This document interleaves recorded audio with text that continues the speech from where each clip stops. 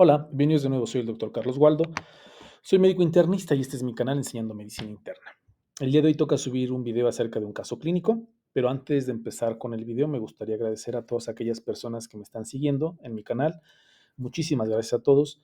Somos un poquito más de 500 ya en el canal y esto la verdad es que pues me motiva bastante para poder seguir subiendo videos, para poder seguir compartiendo un poco de los conocimientos, pocos o muchos que puedo llegar a tener como médico internista en estos más de 14 años de práctica de la medicina. Entonces, la verdad es que muchas gracias a todos. Espero que el contenido siga siendo de su agrado. Espero que les esté ayudando tanto a los pacientes como para las personas que están en formación, para unos que les sirva para tomar las mejores decisiones para su salud y al resto para que les pueda ayudar u orientar en algún momento dado de alguna forma para la mejor toma de decisiones en pro del beneficio de sus pacientes.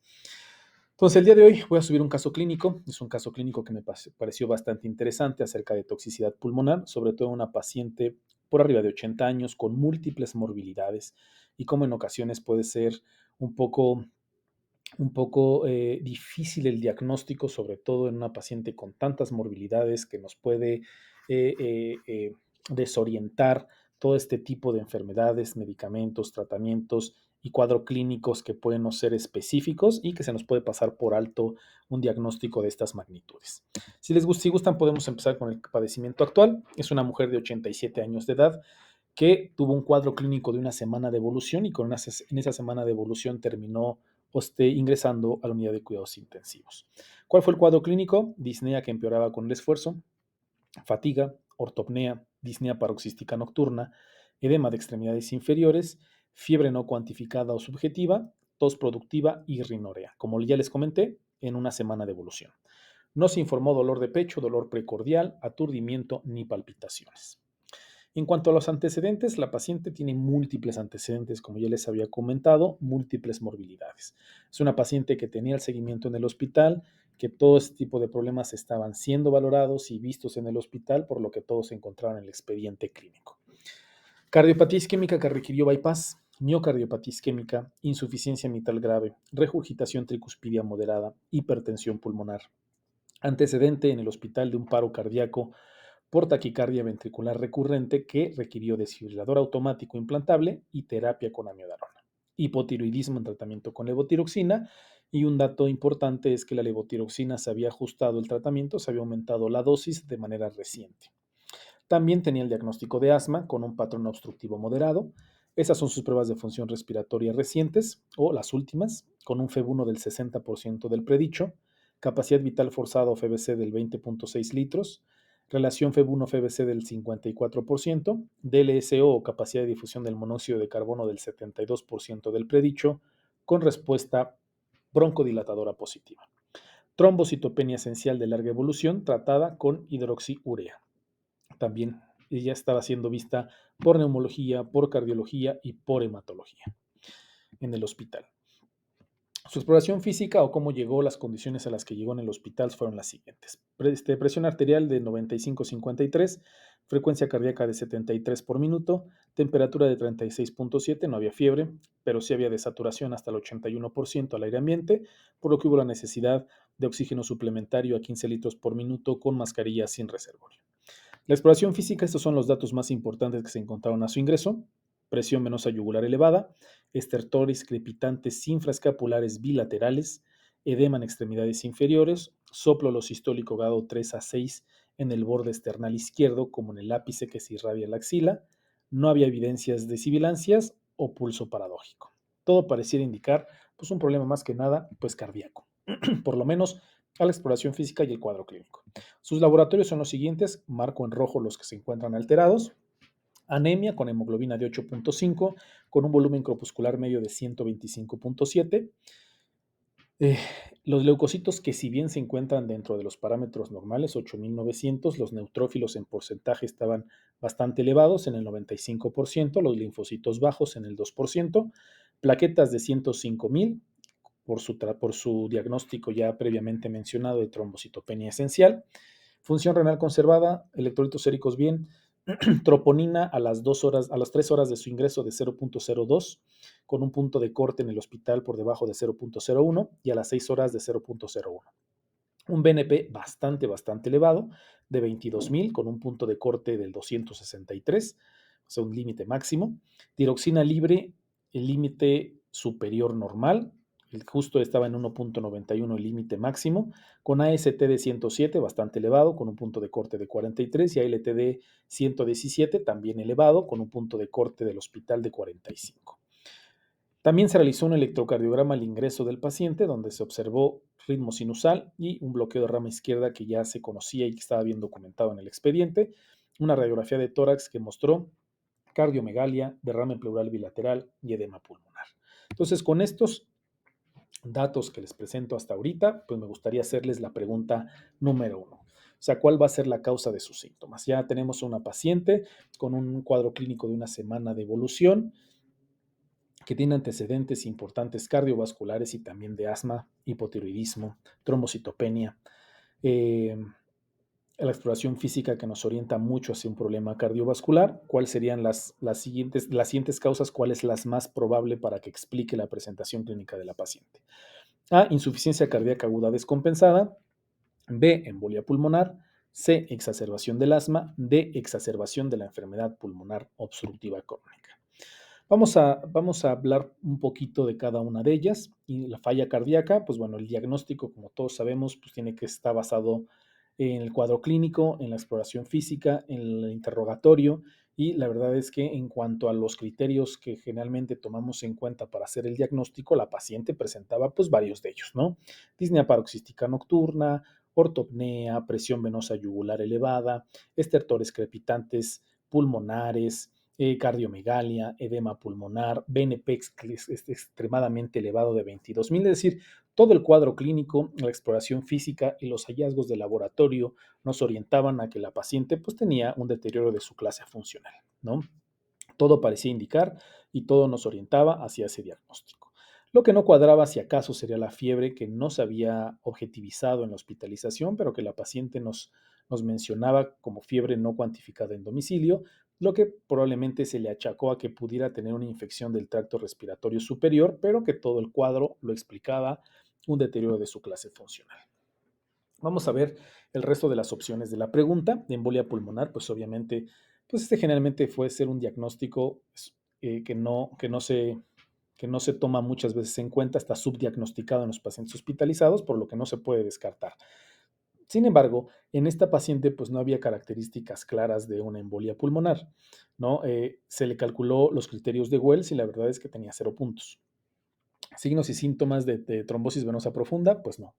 El diagnóstico más probable es una trombosis, una tromboembolia pulmonar, pues tampoco. El diagnóstico más probable es un deterioro de su clase funcional. Frecuencia cardíaca por arriba de 100, pues la verdad es que no. Llegó con 73 latidos por minuto, el electrocardiograma no tenía taquicardia y su monitorización en la hospitalización tampoco demostró pues, taquicardia. Inmovilización de más de 3 días o cirugía previa, pues no, el interrogatorio dirigido no nos comentaban absolutamente nada de eso. Diagnóstico previo de trombosis venosa profunda o tromboembolia pulmonar, tampoco. Hemoptisis, no. Malignidad, tampoco. O sea, la verdad es que los criterios de Wells eran de 0, no, las posibilidades de que se tratara de una embolia pulmonar pues eran bastante bajas, por lo que no se decidió no seguir el camino o el protocolo de estudio en ese sentido. Exacerbación del asma, si bien la paciente tiene el diagnóstico de asma, la verdad es que el cuadro clínico y la evolución no es propiamente dicho de un problema de exacerbación de asma.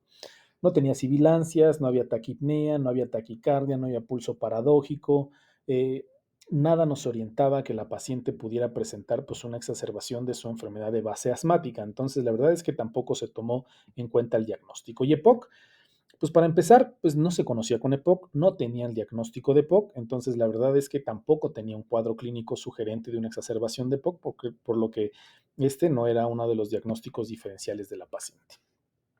Dado que todo nos indicaba que muy probablemente la paciente estaba cursando con un deterioro de su clase funcional o insuficiencia cardíaca aguda, el siguiente estudio que se realizó y que se solicitó fue un ecocardiograma, que fue lo que nos reportó a continuación. Agrandamiento severo del ventrículo izquierdo con FEBI del 20%, que estaba cerca de su valor inicial, es decir, de los estudios que le habían realizado previamente, anomalías difusos de la movilidad regional de la pared, insuficiencia mitral grave e insuficiencia tricuspidia moderada compatibles con una exacerbación de la insuficiencia cardíaca. Se consideró de primera instancia que muy probablemente sus síntomas de insuficiencia cardíaca o este deterioro de la clase funcional que presentó, pues puede ser, número uno, que se haya deteriorado por el cuadro respiratorio viral que pudiera presentar y número dos, muy probablemente por el incremento o el ajuste de la levotiroxina que se había realizado previamente o antes de la hospitalización, sobre todo por la elevación limítrofe de la tiroxina que presentaba a su ingreso y por el índice del gasto cardíaco que se había incrementado actualmente de 4.45 y que el estudio previo que tenía era de 2.20. Entonces, se pensaba que muy probablemente la causa del deterioro de su clase funcional pudiera ser pues ambas cuestiones, la elevación de la levotiroxina que se había realizado previamente y un cuadro respiratorio viral que estaba cursando la paciente. Entonces, todavía hasta este momento se pensaba que la fiebre subjetiva o no cuantificada que nos había comentado la paciente se debía a una infección viral del tracto respiratorio superior. Y de igual forma, la anemia macrocítica y la trombocitopenia pues tenían una explicación. La trombocitopenia por la enfermedad de base de trombocitopenia esencial que la paciente presentaba y la anemia muy probablemente secundaria al uso de la hidroxiurea que la paciente utiliza para su diagnóstico de trombocitopenia esencial. Sin embargo, también la miodarona puede provocar citopenias. Entonces, también por ese lado se podría explicar las alteraciones citopénicas que la paciente presentaba. Entonces, todo parecía indicar que era un deterioro de su clase funcional, por lo que se inició tratamiento con diurético intravenoso y ventilación no invasiva con presión positiva con suplementación de oxígeno. Se redujo la dosis de levotiroxina y de plano se suspendió la hidroxiurea. Después de una diuresis agresiva que orinó y con balances negativos importantes de la paciente presentó eubolemia. Sin embargo, continuaba con estertores crepitantes, finos, persistentes e hipoxia. No disminuía los requerimientos del oxígeno que la paciente necesitaba. No volvió a tener fiebre, o sea, no se volvió objetiva la fiebre por lo menos durante la hospitalización y el resto de sus signos vitales se encontraban normales. Su citopenia mejoró al suspender la hidroxiurea. Debido a que la paciente no mejoraba, sobre todo a nivel respiratorio, se tomó la decisión de hacer un protocolo un poco más extenso para ver si no había algún tipo de problema pulmonar agregado, por lo que se solicitó una tomografía de tórax. Estas son las imágenes de la paciente. Es una tomografía de tórax que mostraba infiltrados vivasales en vidrio esmerilado, deslustrado, como ustedes lo quieran llamar, con áreas de fibrosis intersticial, lesiones pulmonares de alta atenuación y aumento de la atenuación hepática. Vamos a revisar cada una de las imágenes de manera muy rápida. Estas son las vistas axiales de la tomografía y en la parte de arriba en la que se encuentra en la letra A podemos ver cómo hay una atenuación en el hígado y en la B podemos ver una atenuación pulmonar. Ambas, la atenuación del hígado y la atenuación pulmonar, están señaladas por unas flechas negras que les puse y en la figura C podemos ver pues opacidades en vidrio esmerilado, deslustrado, que se pueden ver en la flechita. Y en la imagen D podemos ver un patrón en panel de abeja de manera en las bases pulmonares. Entonces, estos son los hallazgos que se encontraron en la paciente con la tomografía. Estos hallazgos podrían ser consistentes con varias patologías, por lo que había que hacer diagnóstico diferencial. Se realizaron otras pruebas, dado la evolución respiratoria de la paciente, más los hallazgos que se encontraron en la tomografía, se decidió realizar algunas otras pruebas, sobre todo para el diagnóstico diferencial. Se realizaron estudios serológicos para enfermedades del tejido conectivo y neumonitis por hipersensibilidad, los cuales resultaron negativos. Y para excluir alguna infección por atípico, se solicitó una broncoscopía con lavado broncoalveolar y las pruebas microbianas, es decir, la tinción de Gram de manera inicial fueron negativas, los preliminares de los cultivos fueron negativos, el recuento de los leucocitos en el líquido de lavado fue del 90% macrófagos cargados de pigmentos, así fue como se reportó, 7% de neutrófilos y 3% de linfocitos. Lo que nos lleva a la pregunta número 2. De acuerdo a la evolución que la paciente ha estado presentando, y teniendo en cuenta los hallazgos de la tomografía y los resultados del laboratorio, ¿cuál es la causa más probable de los estertores e hipoxia persistentes en este paciente? En una primera instancia se pensó que una vez mejorando la hipervolemia que la paciente presentó a su ingreso y el deterioro de su clase funcional, pues obviamente iba a mejorar a nivel respiratorio, pero la paciente no mejoró, seguía con una evolución estacionaria, sobre todo a nivel pulmonar, por lo que se realizó la tomografía, el lavado bronquial, las pruebas serológicas y con lo que tenemos, ¿cuál sería el diagnóstico más probable? Insuficiencia cardíaca con fracción de eyección reducida. Seguimos empeñados en que probablemente sea una insuficiencia cardíaca, neumonía bacteriana, fibrosis pulmonar idiopática, toxicidad pulmonar por amiodarona. ¿Cuál de estas cuatro opciones es la que explicaría el cuadro clínico de la paciente? Insuficiencia cardíaca con fracción de eyección reducida. La verdad es que esta puede provocar opacidades o imágenes en vidrio esmerilado en la tomografía, así por el aumento del edema pulmonar.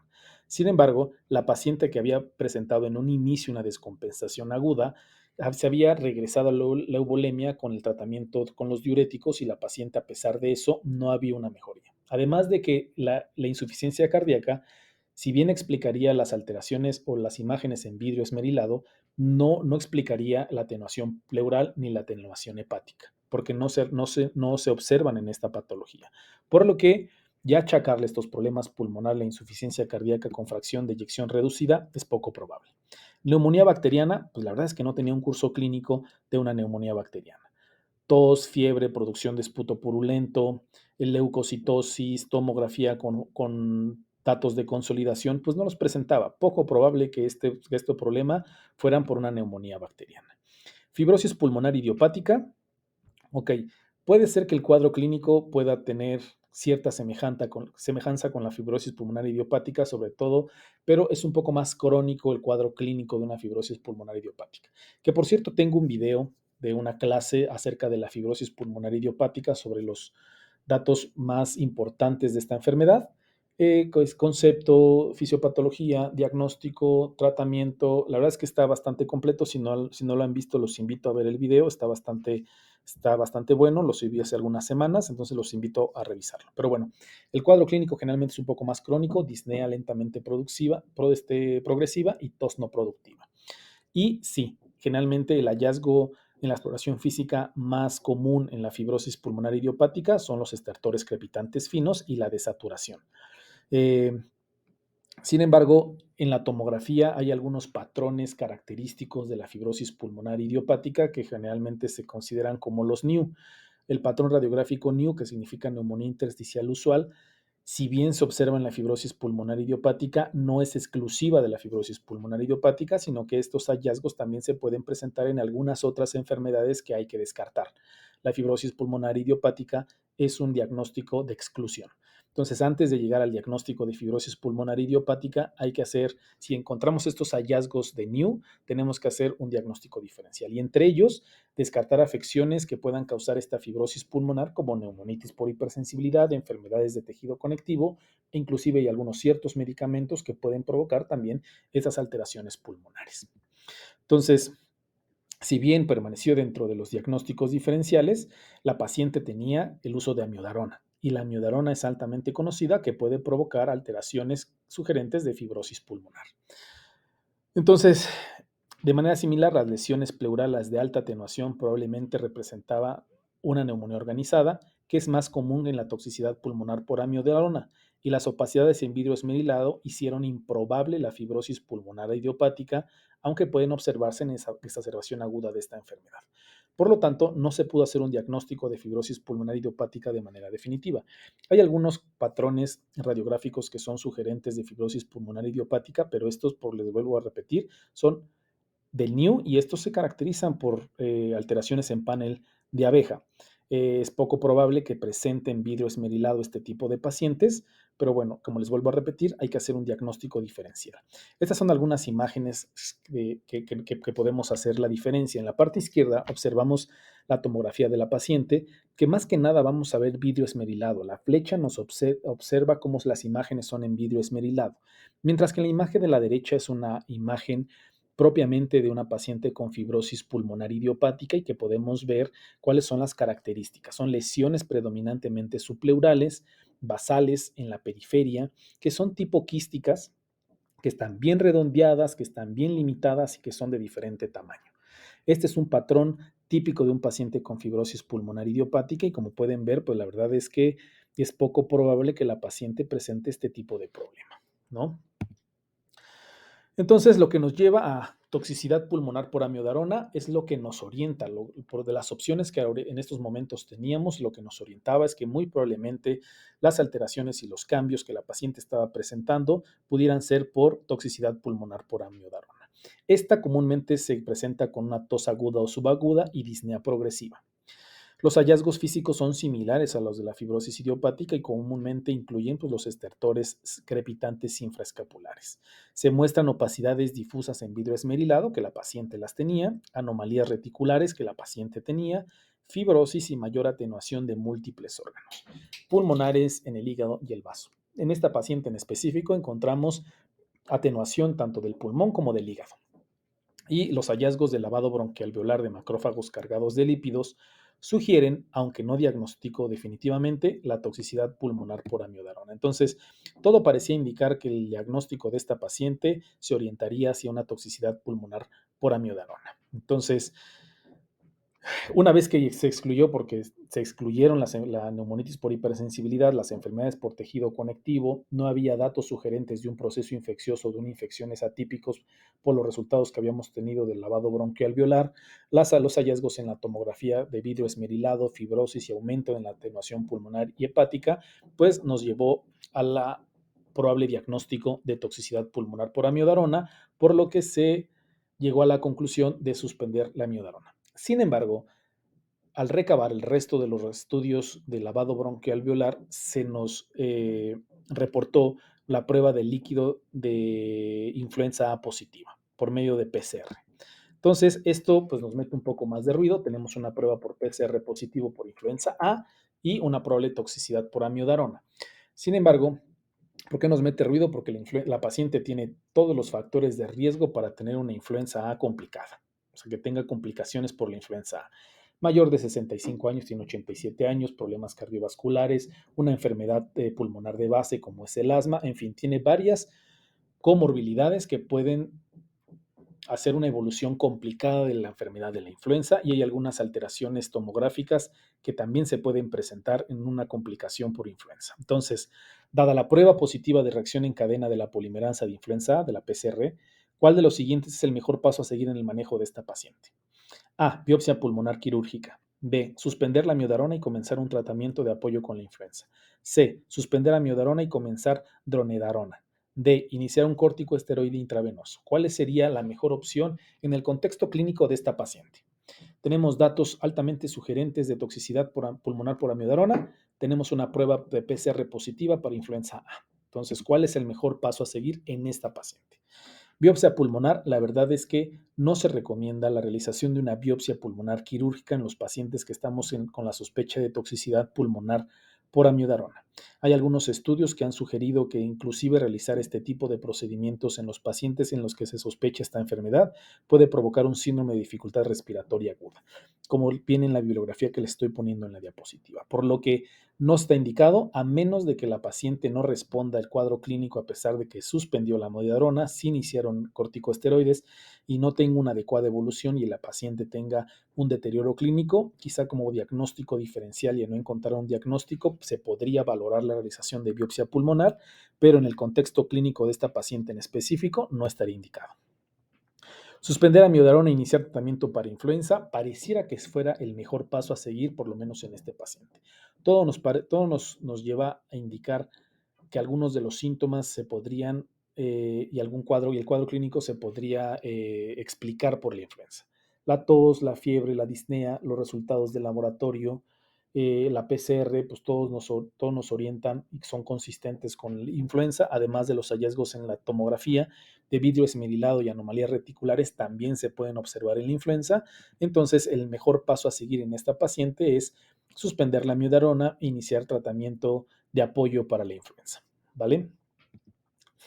Cambio a dronedarona, la verdad es que es un fármaco antiarrítmico estructural y funcionalmente similar a la amiodarona y hay muchos menos informes de toxicidad pulmonar con este medicamento con amiodarona. Sin embargo, faltan datos que nos orienten específicamente a casos o cuadros clínicos específicamente como estos. Pacientes con toxicidad pulmonar ya bien establecida de amiodarona y el aumento de la tasa de hospitalización y muertes asociadas con este medicamento en pacientes como el de este caso, con insuficiencia cardíaca avanzada y desfibrilador automático previamente implantado para la taquicardia ventricular recurrente, hacían que este medicamento no fuera la mejor opción. Suspender amiodarona e iniciar dronedarona no era la opción para esta paciente. Y el inicio de corticosteroides en los pacientes que tienen toxicidad pulmonar por amiodarona y que tienen un cuadro clínico inicial de hipoxia y disnea, está indicado el inicio de esteroide en cuanto se realice el diagnóstico. Sin embargo, en esta paciente metía mucho ruido el hecho de la prueba positiva para la influenza, por lo que se decidió no iniciar corticosteroide en un inicio, solo suspender la amiodarona, iniciar tratamiento para influenza y la vigilancia. Al realizar esto, la paciente presentó mejoría, el cuadro clínico mejoró y posteriormente fue dada de alta y se iba a dar seguimiento en la consulta externa con la paciente.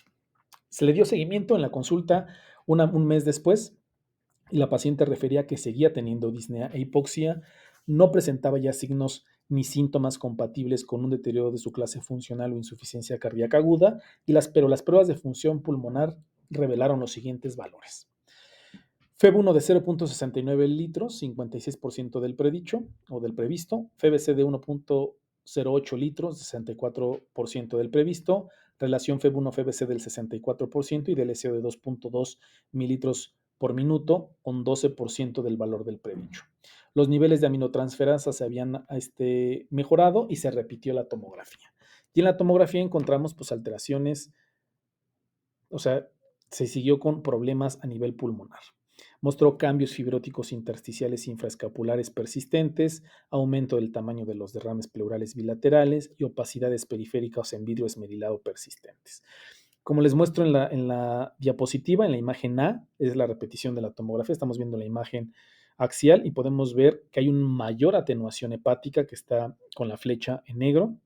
Y en la imagen B podemos ver las opacidades persistentes en vidrio esmerilado que están en la flecha blanca, aumento de la atenuación pulmonar, que son la punta de la flecha negra, y empeoramiento, bastante importante de los derrames pleurales, que son las flechas negras. Entonces, ya después de un mes, después de haberse retirado el cuadro clínico de la influenza, pues todos estos datos apoyaban el diagnóstico ya definitivo de una toxicidad pulmonar por amiodarona. Lo que nos lleva a la pregunta 4. Dado los hallazgos de la tomografía de tórax, ¿cuál de las siguientes es la estrategia de tratamiento más adecuado para esta paciente? No realizar más manejos, continuar con amiodarona, corticosteroides, repetir lavado bronquial alveolar o iniciar antibióticos intravenosos. No más manejos, no sería apropiado no dar ningún tipo de tratamiento si la paciente ya hubiera presentado mejoría con la vigilancia, la suspensión de la amiodarona, pero la paciente tenía una alta carga de síntomas, no había mejorado, las alteraciones tomográficas habían incrementado, entonces en este paciente lo más indicado era el inicio de corticosteroides y no es adecuado no dar mayor medicamentos. Entonces, los corticosteroides, como ya les había comentado, se pueden dar en el inicio del diagnóstico si el paciente tiene hipoxia y disnea. En esta paciente metía mucho ruido la influenza, por lo que se decidió nada más darle vigilancia, pero dado a que había persistencia de las opacidades en vidrio esmerilado, cambios fibróticos, aumento de la atenuación, una reducción de la FBC de más del 15%, una reducción del DLCO con más del 20% después de la recuperación de la influencia, pues todo parecía indicar que era una toxicidad persistente por amiodarona, por lo que se tenía que iniciar corticosteroides. Si bien la miodarona se había suspendido, pues la vida media de este fármaco es hasta de 45 días, por lo que se puede progresar la toxicidad pulmonar a pesar de que el medicamento se haya suspendido, por lo que se tiene que iniciar en esta paciente si está indicado el inicio de esteroide. Por lo general, el tratamiento es con prednisona de entre 40 a 60 miligramos al día y este tipo de pacientes pueden presentar una mejoría rápida de la sintomatología y posteriormente una reducción gradual y lenta del corticosteroide con adecuada respuesta en la mayoría de los pacientes. Repetir el lavado bronquial. La verdad es que con el diagnóstico ya prácticamente definitivo de toxicidad por amiodarona no estaría indicado a menos de que tuviera un proceso infeccioso sobreagregado, ¿no? O que estuviéramos pensando en algún otro atípico, pero la verdad es que en el contexto clínico de la paciente no tenía razón de ser repetir el lavado bronquial alveolar. Y antibióticos tampoco, no tenía un cuadro clínico, ni la evolución, ni los datos tomográficos de una neumonía bacteriana, por lo que tampoco se decidió iniciar los antibióticos, solo el inicio de los esteroides y mayor vigilancia. Entonces, a manera de conclusión del caso de la paciente, dada la persistencia de la disnea, de la hipoxia, de los hallazgos persistentes en la tomografía, de las alteraciones en las pruebas de función pulmonar, todo era compatible con toxicidad pulmonar por amiodarona, se recomendó que comenzara con corticosteroides. Sin embargo, antes de iniciar el tratamiento con esteroides, la paciente presentó caída, fractura de fémur y que requirió cirugía. Alrededor del procedimiento, durante el procedimiento quirúrgico, la paciente presentó infarto del miocardio con elevación del segmento ST, requirió soporte ventilatorio, soporte vasopresor. La paciente y la familia decidieron tomar medidas de consuelo y pues desafortunadamente la paciente falleció y ya no se inició el tratamiento con esteroides y pues ni hablar. Pero hay algunos puntos que me gustaría tocar en cuanto a este tema en específico. Es una consecuencia bien descrita, pero afortunadamente no es tan común. El 2% de los pacientes con la toma de amiodarona pueden tener toxicidad pulmonar. Es más común que se presente a dosis elevadas del fármaco, pero se ha reportado que a dosis más bajas también se puede presentar toxicidad pulmonar. Si hay enfermedades pulmonares de base del paciente, es más común que presente esta toxicidad, pero no es una regla. Se pueden presentar complicaciones a pesar de que que el paciente no tenga enfermedades pulmonares de base. Tiene una mortalidad de hasta el 10%, la toxicidad pulmonar por amiodarona, nada despreciable, es elevada, por lo que es obligatoria una vigilancia diligente de la toxicidad pulmonar con pruebas de función pulmonar en pacientes que toman amiodarona. La amiodarona es un antiarrítmico que es muy común en nuestro medio. Hoy en día, un gran porcentaje de pacientes toman amiodarona, que está indicado que tengan amiodarona. Entonces, sí es importante la vigilancia de este tipo de pacientes, sobre todo como les comento, si tienen una enfermedad pulmonar de base. Sí sería importante realizar pruebas de función pulmonar previo al inicio del tratamiento o una vez que se inicia el tratamiento para tener pruebas de función pulmonar basales y posteriormente estar haciendo de manera intermitente la vigilancia de estas pruebas de función respiratoria. En particular, la toxicidad pulmonar por amiodarona se puede observar con una reducción de la FBC superior al 15%, de la DLCO superior al 20% con respecto al valor inicial. Por lo que les vuelvo a repetir, es importante tener unas pruebas de función pulmonar basales y de ahí darles vigilancia. La toxicidad pulmonar se puede presentar en cualquier momento de que se inició el tratamiento, pero por lo general se inicia entre los 6 a 12 meses de que se inició y pueden presentar el cuadro clínico como el que presentó la paciente: disnea insidiosa, tos aguda, subaguda, disnea progresiva, aumentar los requerimientos de oxígeno suplementario y los hallazgos en el examen físico. Lo más común son estertores, crepitantes, bivasales. En la tomografía, opacidades difusas en vídeo desmerilado, anomalías reticulares, fibrosis, aumento de la atenuación en múltiples órganos, incluidos pulmón, hígado y vaso. Entonces, esas son las características pues, más interesantes y más importantes de esta enfermedad que hay que tomar en cuenta porque, les vuelvo a repetir, es un antiarrítmico de utilización muy común en nuestro medio, que tenemos que tener mucho cuidado, no solamente de las pruebas de función tiroidea que puede alterar, sino también a nivel pulmonar. Pues bueno, eso sería todo, esos a grandes rasgos. Me pareció un tema bastante interesante, un caso clínico interesante y digno de compartirlo con ustedes. Espero que haya sido de su agrado, espero que les ayude.